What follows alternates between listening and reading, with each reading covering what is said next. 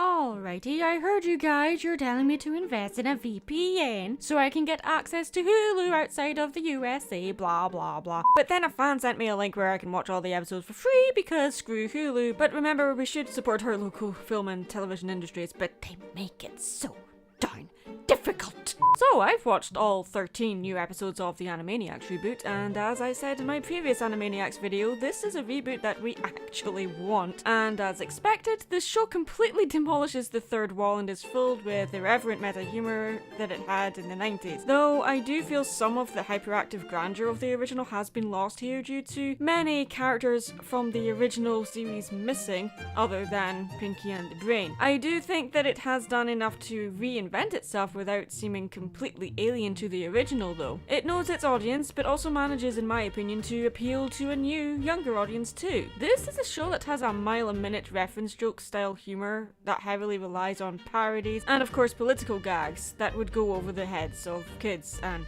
some adults, frankly.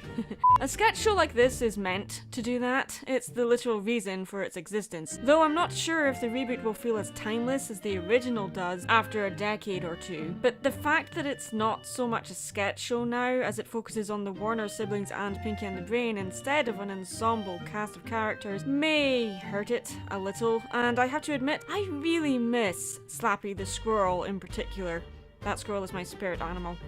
One of many, I suppose. It's quirky observational meta humor on internet culture, movies and TV. Make it a fun watch now, but I'm not so sure it would survive a second viewing later down the road. Also, I didn't see anything that made my jaw drop as much as the original show did. It did go a little overboard with all the political jokes in my opinion, but that is to be expected as that is what the original show did as well. It's a reboot done right, for the most part. I was really worried that the show would be dumbed down and downplayed or be held back, but it didn't really pull any punches here. The animation, though slightly different from the original, and perhaps a little slower, is more solid and sleeker, and the character designs of additional new characters are wonderful. I especially loved Benedict the Dragon. Was he deliberately called that after Benedict Cumberbatch who voiced Smaug in the Hobbit movies, or was this just a happy accident? Who knows? Either way, I love the design of this dragon. For me, the Halloween episode appealed to me the most with a parody of Frankenstein and Stephen King's It. Also, seeing the Warners dressed up as the Marx Brothers was a lot of fun since they were heavily inspired by the trio. Finding out the backstory as to why Brain wants to take over the world was a nice surprise, and I also loved how apparently Brain is responsible for giving us the information age. There were plenty of in-jokes referencing the original as well as cameos from characters who didn't make it into the reboot. I look forward to what season 2 will bring us. So far, this is very promising. I'm Mad Munchkin, stay creative.